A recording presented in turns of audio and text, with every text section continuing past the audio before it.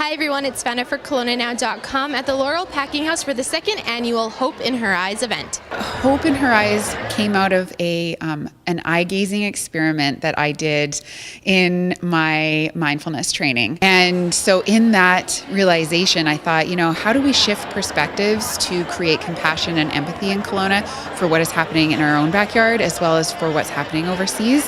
How do we bridge the gap so that people don't see that they are separate from these women, and that if something is happening and homelessness is being experienced, it's probably due to an oppression, a system, and something that we can all come together to heal, as opposed to it being us versus them. So tonight is really about that, breaking barriers down and bringing everyone together to work towards this women's issue. And we will have a photo exhibit, so local and some Eastern Canada photographers have submitted work of women that is beautiful, and of landscape work around the Okanagan. So that will be set up for people to bid on. We will have a video that's really powerful, really powerful, that explains the story of a woman from H.O.P.E Outreach as well as from Her International, and gives that personal tie to who these women really are and that we're all the same underneath it all.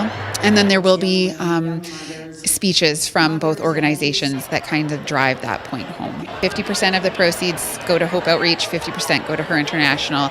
The majority of that stays locally, and then some will go to our programs in Nepal. So this is our second Hope in Her Eyes. Last year was the first year, and what we really found was that what people's feedback was that it was one of the most inclusive events that they had been to. There's all kinds of people, because we have artists, we have West Bank First Nation opening it with a Women's Warrior song, we have the mayor doing a proclamation, and we have Corporate Kelowna who's sponsoring it. So we have this really eclectic mix of people, and that's what we want it to be, is Kelowna showing up in solidarity for women regardless of age, race, or gender. For KelownaNow.com, I'm Savannah Bagshaw.